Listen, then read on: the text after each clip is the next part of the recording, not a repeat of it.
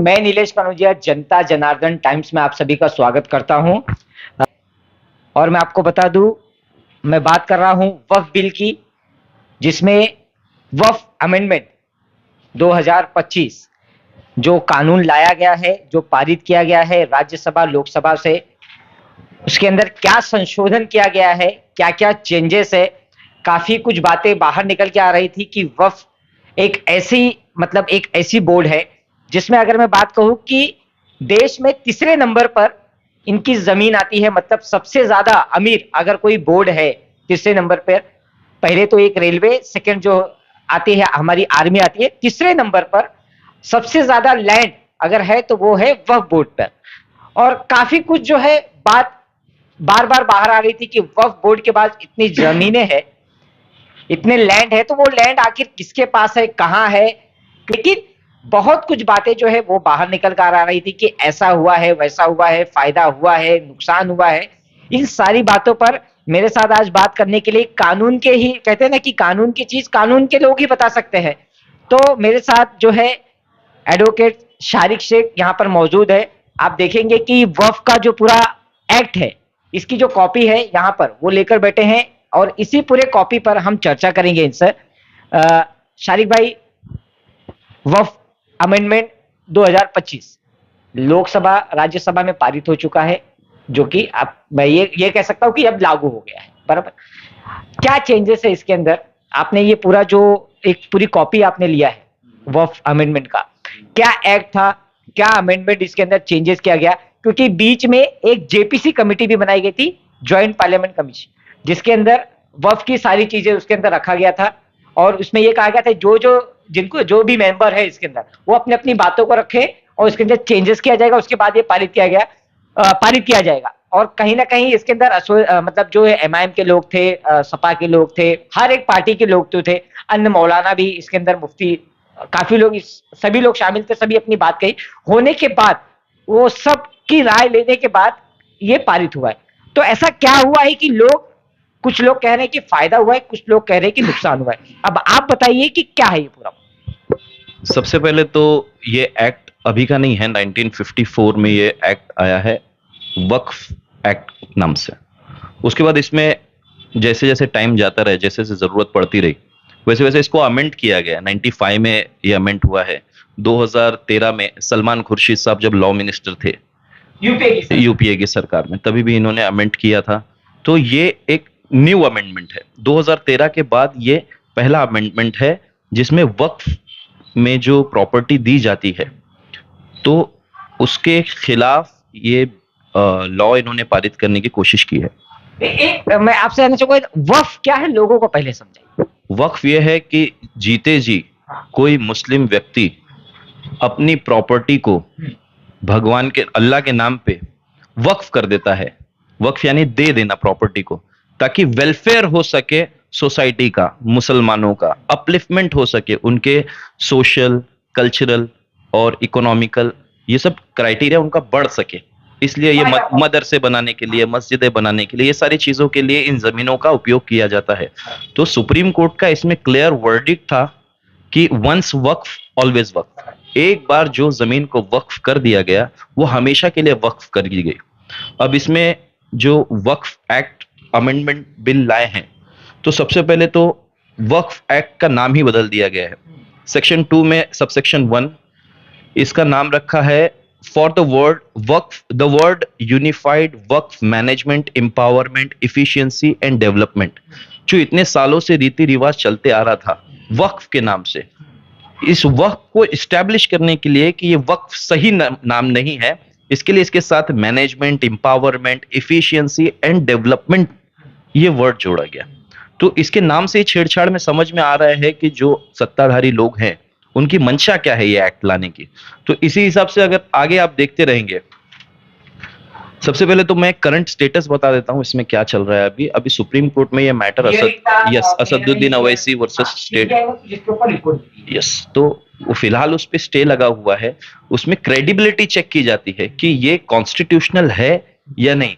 For example उसमें 2-3 clauses थे जो एक्ट में, अमेंडमेंट में 2-3 क्लॉजेस है जो कि कॉन्स्टिट्यूशन राइट को वायलेट कर रहे हैं। अब कॉन्स्टिट्यूशनल राइट कैसे वायलेट हो रहा है कि कोई भी प्रैक्टिसिंग मुस्लिम, जो नया मुस्लिम जो बन रहा है, वो प्रैक्टिसिंग 5 years ऑफ मुस्लिम होना चाहिए, उसके बाद ही वो अपनी प्रॉपर्टी को वक्फ कर सकता है। तो जब मैं पहले दिन ही मुसलमान हो गया, तो मेरे को अगले दिन से राइट होना चाहिए, उसी दिन से। तो ये मेरी जो right to practise my religion है, क्योंकि मैं तो अभी मुसलमान बन गया फॉर एग्जाम्पल, तो मैं अभी के अभी भी दान कर सकता हूं। तो 5 साल प्रैक्टिसिंग मुस्लिम क्यों, और प्रैक्टिसिंग मुस्लिम होने का सर्टिफिकेट मुझे कौन देगा? 5 साल आप बिताइए, उसके बाद आप वक्फ कर सकते नहीं नहीं, इतना भी आसान नहीं है, सिर्फ बिताना नहीं है, प्रैक्टिसिंग मुस्लिम। आप वर्ड को समझिए, 5 years the person should be 5 years practising Muslim. Practice कौन डिसाइड करेगा? सेंट्रल गवर्नमेंट आके डिसाइड करेगी, घर पे आके देखेगी नमाज पढ़ रहा है क्या, घर पे आके देखेगी रोजे रख रहा है क्या, उसका क्या रिकॉर्ड मेंटेन किया जाएगा? हैं। क्या कहा जाए तौर तरीके। हाँ, तो तौर तरीके आप इन जनरल, आप बीइंग नॉन मुस्लिम, आप हिंदू है नजर आ रहा है मुझे, ठीक है, आप हिंदू चलना अपना कीजिए, आपको कोई रोक नहीं।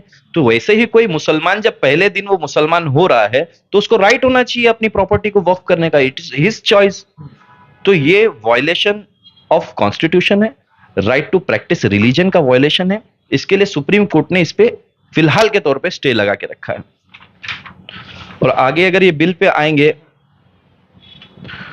तो section 3 of the Principal Act, no person shall create a waqf unless he is the lawful owner of the property and competent to transfer and dedicate such property. What is competency? और अगर कोई property disputed है और वो dispute के time ही उस बंदे का, उस शख्स का इंतकाल हो जाता है, वो डेड हो जाता है, तो वो प्रॉपर्टी कहाँ आएगी? अभी तक वक्फ में क्या था कि वंस वक्फ ऑलवेज वक्फ, उसका डिस्प्यूट जो है वो चलता रहता था, वो वक्फ ट्रिब्यूनल सब देखती थी। अब जब पर्सन ने अपनी प्रॉपर्टी दे दिया, अभी उसमें कोई डिस्प्यूट आ गया है, तो उसको वक्फ में नहीं ले सकते, उसको सेपरेट रखो। तो ये प्रॉपर्टी छीनने का तरीका है, कानूनी तरीका है कि भाई अगर डिस्प्यूट है तो आप वक्फ नहीं कर सकते उस प्रॉपर्टी को। अरे मेरी प्रॉपर्टी मैंने 2-5 करोड़ लगा के एक जगह लिया, उसमें कोई डिस्प्यूट आ गया, अब मैं चाहता हूं कि मेरी वो प्रॉपर्टी को मैं वक्फ करूं मेरी लाइफ टाइम में, मेरी जिंदगी का तो कोई भरोसा नहीं है, और डिस्प्यूटेड प्रॉपर्टी में वक्फ नहीं कर सकता ये एक्ट के हिसाब से, अमेंडमेंट के हिसाब से। तो ये तो मेरे राइट्स खराब हो रहे हैं। डिस्प्यूट का मतलब कहीं ना कहीं उस जमीन पर विवाद है, बराबर। और विवाद का मतलब यही हो जाता है ना कि या तो आपके नाम पे ना हो या दूसरे के नाम पे हो, यही विवाद हो, बराबर। तो कहीं ना कहीं गवर्नमेंट ये कह रही है ना कि एक नाम क्लियर कर लो कि भाई विवाद क्या है, विवाद खत्म होने के बाद आप वक्फ कर दीजिए। यही मैं बोल रहा हूँ, टाइटलशिप का डिस्प्यूट नहीं लिखा है, डिस्प्यूटेड प्रॉपर्टी लिखा है, टाइटलशिप की बात नहीं किया है यहाँ पे। अगर प्रॉपर्टी में 2 भाइयों का डिस्प्यूट है, आप और मैं भाई हैं, अपनी एक प्रॉपर्टी है, आप वक्फ करना चाहते हैं और मैं नहीं वक्फ करना चाहता, तो ये डिस्प्यूट हो गया, तो वो प्रॉपर्टी वैसी की वैसी रहेगी इस एक्ट के हिसाब से। टाइटलशिप का डिस्प्यूट नहीं बोला है, एनी डिस्प्यूट, समझ रहे हैं आप? ये सब वर्ड्स होते हैं, लीगल वर्ड्स होते हैं। टाइटलशिप इज डिफरेंट। अपना जो प्रॉपर्टी का डिस्प्यूट है सेपरेशन का, कि पार्टीशन का, कि भाई ये हिस्सा तुम्हारा, ये हिस्सा मेरा, समझिए 2 एकड़ की जगह है, अब 1 एकड़ मेरा कौन सा और 1 एकड़ आपका कौन सा, इसमें अपना डिस्प्यूट है, तो वो भी प्रॉपर्टी में वक्फ नहीं कर सकता। मेरी प्रॉपर्टी मैं ही वक्फ नहीं कर सकता, तो फिर मतलब क्या हुआ इस एक्ट का? तो शारिक भाई, जैसे कि बार बार जब भी चैनल खोलिए मैं सीधा आ जाता हूं, जो नेशनल टीवी बताता है, डिबेट में जो कहा जाता है कि भाई ऐसा मामलात है कि वक्फ अगर बोल देता है कि ये जमीन मेरी, तो वो जमीन हो जाती है वक्फ के अंडर में, बराबर, वक्फ बोर्ड के अंदर आ जाता है वो जमीन।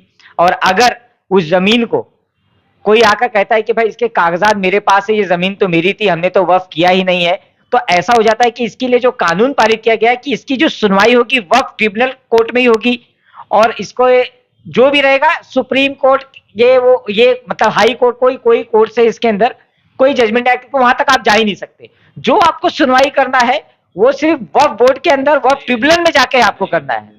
तो इसमें लोग यही कह रहे हैं ना कि वक्फ ट्रिब्यूनल में अगर मैं जाता हूं तो भाई वक्फ की जमीन है, तो वक्फ थोड़ी बोलेगी कि भाई नहीं नहीं ये जमीन हमारी नहीं है, तुम ले लो। तो इसमें ऐसा है कि वक्फ ट्रिब्यूनल एक है, एक्ट के हिसाब से जो पुराना एक्ट है अमेंडमेंट के बिना, उसमें ऐसा है कि वंस वक्फ ऑलवेज अ वक्फ, वक्फ जो डिसाइड कर देगा वो फाइनल रहेगा, वो एक्ट में है। लेकिन सबसे बड़ा अपने पास कॉन्स्टिट्यूशन है, कॉन्स्टिट्यूशन के ऊपर कोई बुक नहीं, हर चीज की अपील होती है। तो जो वक्फ ट्रिब्यूनल है एग्जिस्टिंग, उसकी अपील हाई कोर्ट है। मैं नंबर ऑफ केसेस आपको दिखा दूं कि हाई कोर्ट में अपील फाइल हुई है, तो उसको आप क्या कहेंगे? और हाई कोर्ट ने ऑर्डर दिया है, वक्फ के खिलाफ कितने ऑर्डर दिए, वक्फ के फेवर में कितने ऑर्डर दिए। तो ये नया संशोधन करने की जरूरत ही क्या थी? जब ये जो बातें जो आती है ये सब ये क्या है फिर, कि भाई नहीं नहीं मेरी जमीन पे, मैं एक हिंदू हूं, मेरी जमीन पे अगर वक्फ ने कहा कि नहीं ये जमीन मेरी है, वो वक्फ के अंडर में चले गई, अब भाई मेरे पास कागजात अगर नहीं है तो वो वक्फ जमीन वो ले लेगा, ये बातें जो है ये आमतौर पर बातें ये तो चली रही है। इसीलिए तो ट्रिब्यूनल स्टैब्लिश किए गए थे। वक्फ ट्रिब्यूनल है एक, वक्फ बोर्ड अलग होता है और एक ट्रिब्यूनल अलग है। बोर्ड पूरे मैनेजमेंट देखता है, उसका कार्यक्रम देखता है, कैसा करना है, क्या करना है, कौन सी जगह कहाँ पे है, क्या कानूनी कार्रवाई करनी है, कागज। लेकिन अगर कोई डिस्प्यूट उसमें निर्माण होता है तो उसके लिए वक्फ ट्रिब्यूनल है। जैसे अब थाना में कोर्ट है, अपने सिविल कोर्ट्स हैं, वैसे ही वक्फ ट्रिब्यूनल है। जो सिविल सूट की डिस्प्यूट अगर कुछ होता है तो सिविल सूट फाइल होता है, उसका ऑर्डर से जो एग्रीव्ड होता है, जो उससे राजी नहीं होता है, उस ऑर्डर से वो अपील में हाई कोर्ट में जाता है।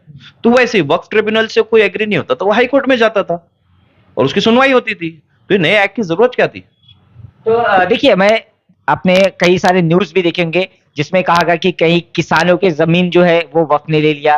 फिर कहीं ना कहीं देखिए, एक आम तौर पे बात बता रहा हूँ, ये भी कहा जा रहा था कि जो है अंबानी के जो हमारे बंगलो है वो भी जो है वक्फ की जमीन पर बना हुआ है। कई स्टेडियम बताया जा रहा था वक्फ की जमीन पे बना हुआ है। मतलब इस तरीके से बातें निकल रही थी, ये सब क्या है? देखिए, ये सब डॉक्यूमेंट्स जो प्रोवाइड करेगा मेरे को, मैं उसको बता दूंगा कि भाई ये चीज है। मेरे पास जो डॉक्यूमेंट नहीं है मैं उसकी बात नहीं कर सकता कि वो एंटीलिया किस पे बना हुआ है। ठीक है, और आपका सवाल एक बार प्लीज रिपीट करेंगे? कि जैसे कि मतलब बोल, अभी आपने देखा होगा कि हाल ही में गांव है, गांव का नाम नहीं याद आ रहा, लेकिन कई सारे किसानों की जमीन जो है वो वक्फ ने कहा कि ये जमीन जो है वक्फ के अंडर में आ रही है और ये हमारी जमीन है। अब इस तरीके से बात निकल के कई लोग बोल रहे हैं कि भाई हमारे पास कागजात है, लेकिन वक्फ ने बोल दिया था कि भाई ये जमीन तो हमारे ऊपर है। तो वक्फ के अंदर अभी भी उसका केस चल रहा है, लेकिन कोई अभी फैसला नहीं हुआ है। मैं आपसे एक सीधा सा सवाल पूछता हूँ, ताजमहल किसने बनाया? आपको मालूम? हाँ, शाहजहां ने बनाया। और जितने भी लाल किला हो गया, जितने भी मॉन्यूमेंट्स हैं इंडिया में, ज्यादातर दिल्ली और लखनऊ, यहाँ पे बहुत सारे इलाकों में बहुत सारे, ज्यादातर मुसलमानों ने बनाया। बराबर, ये तो क्लियर बात है, अपने इतिहासों में है। लेकिन उसको भी क्यों एक्सक्लूड किया गया है इस एक्ट में कि जो भी मॉन्यूमेंट्स हैं, जो भी हिस्टोरिकल प्लेसेस हैं, वो वक्फ के अंडर नहीं आएंगे? क्यों? किसकी रहेगी फिर वो प्रॉपर्टी? कौन एक्वायर करेगा? आज तक उसको विजिट करने के लिए 100-200 रुपए टिकट देते हैं लोग, वो पैसा कहां जाता है? गवर्नमेंट लेती है। उससे पैसा कमाना भी है आपको, पैसा कमाते थे आज तक, आपने वक्त में कोई प्रॉब्लम नहीं थी। आज आप उसको बोल रहे हैं कि ये तुम्हारी प्रॉपर्टी नहीं है, तो किसकी प्रॉपर्टी है ये फिर? आप बताइए किसकी प्रॉपर्टी है? जब मुसलमान राजाओं ने जो यहाँ पे स्टैब्लिश थे पुराने जमाने में, उन्होंने जो चीजें वक्फ करके गए, उसके बाद भी आज तक वो चीजें वक्फ हुई है। उससे आप फायदा उठा रहे, 200-500 रुपए टिकट ले रहे हैं, आप करोड़ों का रेवेन्यू जनरेट कर रहे हैं, तब आपको नहीं याद आया कि ये मुसलमानों की प्रॉपर्टी थी?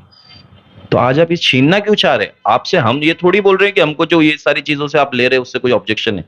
आप लीजिए, गवर्नमेंट के, अपने देश के पैसे बढ़ रहे हैं, रेवेन्यू बढ़ रहा है अपना, ये तो अच्छी बात है। तो अब प्रॉपर्टी की बात क्यों आ रही है? और क्यों सिर्फ Muslims? Where is Sikhs? Christian कहाँ है? उनके इसके प्रॉपर्टी नहीं है? नहीं, तो कहा जा रहा है ना उनका कोई बोर्ड ही नहीं बना है, ऐसा कुछ। जैसा वक्फ बोर्ड एक बना है, तो उस तरीके से ना कोई सिख बोर्ड बना है, ना कोई मतलब कहूँ अदर्स के कोई रिलीजन का कोई बोर्ड ही नहीं बना है अभी। सर, मिनिमम जितने भी बड़े प्रॉपर्टीज होती हैं, उनको गवर्नमेंट टारगेट करके स्पेसिफिकली उनके लिए एक्ट बनाती है। जो एक्ट के अंदर आते हैं उनको ट्रिब्यूनल्स में जाना है, जो एक्ट के अंडर नहीं आते, जो कॉन्स्टिट्यूशनल से कोर्ट है, वो उनके लिए है। तो कोर्ट तो सबके लिए, न्याय तो सबको मिलना है। तो इसमें मुसलमानों को क्यों टारगेट किया जा रहा है हर बार? चलिए, ये बात तो आपने क्लियर किया, लेकिन जो बार बार ये बातें सामने आती है कि सबसे बड़ी जमीन और सबसे बड़ा, सबसे ज्यादा लैंड अगर किसी के पास तीसरे नंबर पे पूरे देश में, इंडिया में, तो वो है वक्फ बोर्ड। तो ऐसे में जो मुसलमान है वो पीछे क्यों है, पिछड़ा क्यों रह गया?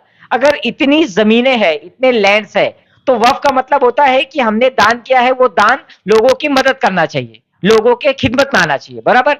तो कहीं ना कहीं जो मुसलमान है वो अभी भी कहते हैं ना, मतलब इतने साल हो गए आजादी के, लेकिन अभी भी पिछड़ा क्यों है?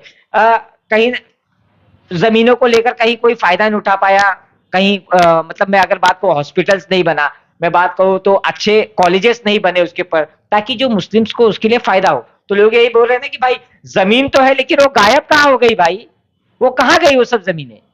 देखिए, आपने जो बात कही ना, यही सबसे बड़ी प्रॉब्लम हो गई है कि मुसलमानों के पास वक्फ के नाम पे तीसरे नंबर पे प्रॉपर्टी है। हमारी गलती ये हो गई कि हमारे लोगों ने ज्यादा दान कर दिया। आप भी दान कीजिए ना, आपको कौन रोक रहा है? दान करना गलत है क्या? तीसरे नंबर के नहीं, हम तो चाहते हैं हम पहले नंबर के हो जाए। जब दान हम करेंगे तो हम, जब मैं मेरी प्रॉपर्टी को दान कर रहा हूं तो मैं कुछ इंटेंशन से कर रहा हूं, उसका मेरे अल्लाह मेरे को कुछ देगा, मेरे को उम्मीद है उससे। तो आप भी कीजिए दान, बढ़ाइए। मैं 3 नंबर पे हूं, ये मेरा प्रॉब्लम है क्या? ये तो खुशी की बात होनी चाहिए। आप भी आइए, आप 2 पे आइए, मैं 1 पे आता हूं, आप मेरे भी और 1 पे आइए। तो ये है कि आदमी अपनी इच्छा अनुसार दान करता है। मुसलमानों में ये चलन ज्यादा है, हमारे इस्लाम में ये चीजें ज्यादा कही गई है दान की, तो हम लोग दान ज्यादा करते हैं, तो वो हिसाब से ये है। और आज की तारीख में तो पॉपुलेशन इतनी ज्यादा हो गई है कि उसका मैनेजमेंट बराबर नहीं हो पा रहा। अगर ये बिल मैनेजमेंट के तहत से होता तो मैं इसकी सराहना करता कि भाई जो डिस्प्यूटेड है, जो ये चीजें हैं फास्ट ट्रैक पे चलेंगी, इनको फास्ट सोल्यूशन दो। जो जमीनें वक्फ नहीं है उनको हटाओ, ठीक है, आई विल एग्री, हम मानते हैं कि भाई ये डिस्प्यूटेड लैंड है, वक्फ की नहीं है, कोर्ट ने ऑर्डर दे दिया है भाई फला आदमी की है, फला शख्स की है, उसको दे दो, क्लियर करो, फटाफट आगे बढ़ो। ये बिल ऐसा होना चाहिए था।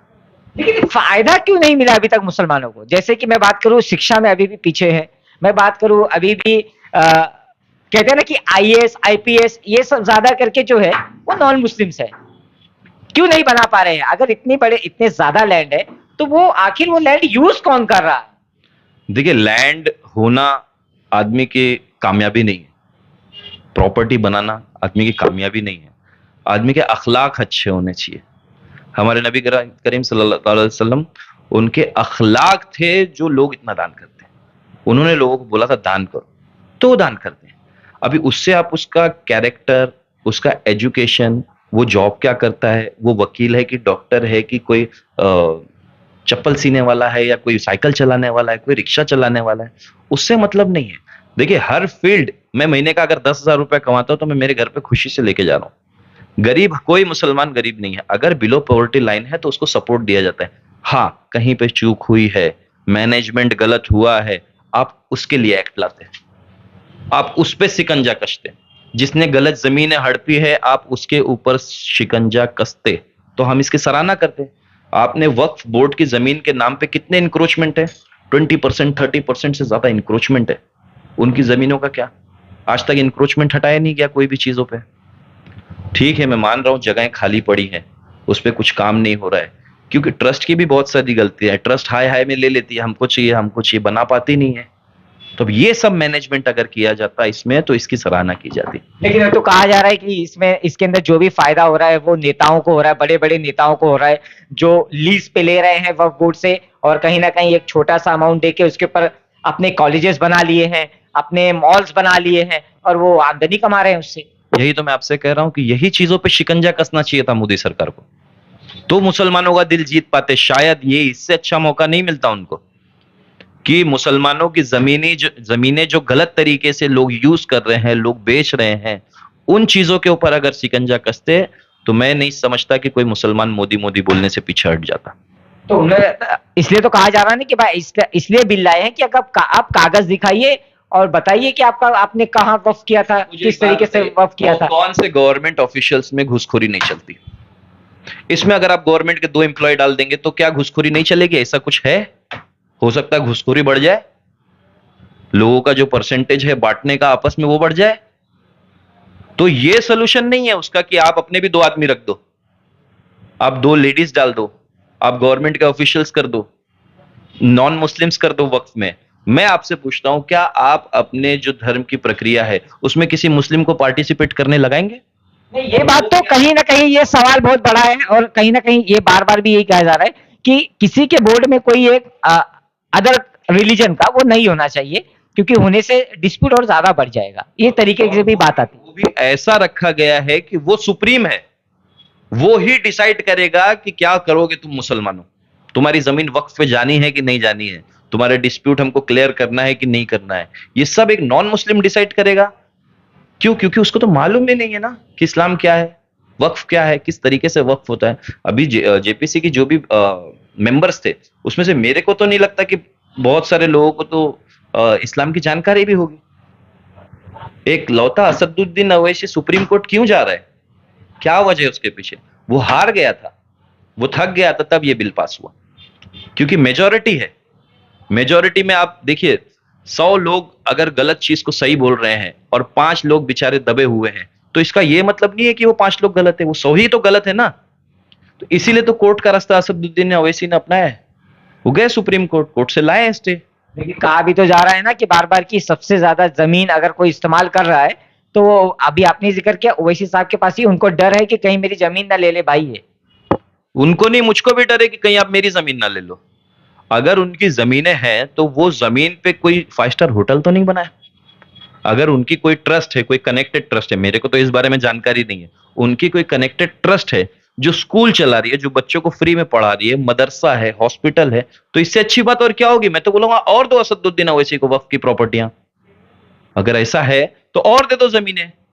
जो काम करके दे रहा है उसको जमीनें दो आप, जो गरीबों को सहूलत करके दे रहा है उसको दो, क्या प्रॉब्लम है? हमारे यहाँ मुमरा में कितनी जमीनें पड़ी, आज तक क्या बना है? अपने शिलफाटा में कितनी जमीनें हैं?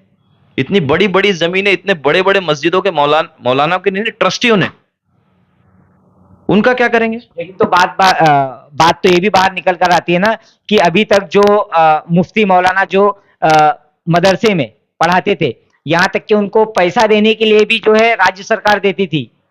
वफ उनको पैसा तक नहीं दिया, उनका वजीफा तक नहीं दिया कि भाई ये तुम्हारा पेमेंट होता है, ये तुम पेमेंट ले लो। उनको राज्य सरकार से पेमेंट दिया जा रहा किसकी पेमेंट की बात कर रहे हैं आप? मदरसे में जो पढ़ा रहे थे जो मौलाना या मुफ्ती, उनकी जो पेमेंट है वो वफ के द्वारा नहीं आ रही थी, वो राज्य सरकार के द्वारा आ रही थी। तो ये कहा जा रहा है कि भाई तो वफ से क्या फायदा हुआ? कितनी पेमेंट आ रही थी? लगभग देखिए बातें निकल रही थी, जो जिस तरीके से हम बार बार न्यूज देख रहे थे या वीडियोस देख रहे थे, उसके अंदर ये था किसी की पेमेंट 50,000, 1 लाख, इस तरीके से जो है महीना जो बोलते हैं ना भत्ता। आज तो 5,000 से बढ़ा के 50,000 की गई है। इसमें जो मुतवल्ली की सैलरी है वो सालाना 5 लाख रुपए आज की गई है, पहले महीना 5,000 थी। जब आप इतना पैसा दे रहे थे तो फिर अब क्यों बढ़ा रहे हो? और आपको एक जानकारी के लिए बता दूं कि जो मदरसा होता है वो स्कूल कम हॉस्टल होता है। उसमें बच्चे के चावल से लेके तेल तक का सारा सामान, उसके खाना पीना हर चीज उस मैनेजमेंट को करना है। और वो लोग किस तरीके से करते हैं वो अल्लाह वाला अल्लाह उनका मदरसा चला रहा है। मैं बात कर रहा हूं ट्रस्ट की। ट्रस्ट हो सकता है गलत कर रहे हो, मौलाना गलत नहीं करते। ट्रस्ट हो सकता है गलत कर रहे हो, हाफिज कभी गलत नहीं कर सकते। Trust is different. और मुसलमानों के नुमाइंदे जो मौलाना, मुफ्ती और सब ये बाकी सब हैं, हाफिज साहब, ये लोग कभी गलत नहीं करते क्योंकि इनके हाथ में ही नहीं है। ये आज बोल देंगे कि ट्रस्ट आप गलत कर रहे हो, कल निकाल दिए जाएंगे। तो बाकी बहुत जो मौलाना है, जो मुफ्तीज है और भी जो लोग हैं मुस्लिम समुदाय के, वो काफी वफ बिल का जो है समर्थन भी कर रहे हैं कि भाई वफ आने से अब कहीं ना कहीं जो मुस्लिम लोग हैं अब उनको फायदा मिलेगा। अब स्कूल्स बनेंगे, अब कॉलेजेस बनेंगे, अब काफी कुछ ऐसी चीजें बनेंगी जिससे मुस्लिम आगे बढ़ेंगे। तो ये क्यों हो रहा है? सर, जहां पे म्युनिसिपल कॉरपोरेशन है वहां पे स्कूल कितने बने सर आज तक? कितने नए, ये 10 सालों में कितने नए स्कूल बन गए मुमरा थाना में? जब म्युनिसिपल कॉरपोरेशन भी गवर्नमेंट के अंडर है, खुद पैसा रेवेन्यू जनरेट करती है, तो नहीं बना पाई, तो वक्फ की जमीनें लेके क्या बना लेंगी? ये सिर्फ हवाबाजियां है, बोलने के लिए है, कुछ नहीं होना इनसे। बस ये है कि ये बिल, ये जो अमेंडमेंट है, ये अगर जो गलत कर रहे हैं उनके लिए शिकंजा होता तो मैं इसकी सराहना करता। ये मेरा कंक्लूजन है इस डिबेट में। कुछ तो मेरे ख्याल से यहाँ के भी लोग समर्थन किए हैं ऐसा कि भाई हमको इससे फायदा ही नहीं हुआ था कभी। कभी कोई कहते हैं ना कि भाई एक वफ में कभी एक कोई बेवा का उसका खर्चा नहीं दिया होगा, किसी गरीब की शादी नहीं कराई होगी, इस तरीके से भी कहा गया। मैं आपसे यही तो कह रहा हूं कि मौलाना, मुफ्ती, हाफिज ये गलत नहीं है। ट्रस्ट हो सकता है गलत हो, तो ये ट्रस्ट की जिम्मेदारी है ये सारी चीजें मैनेज करने की।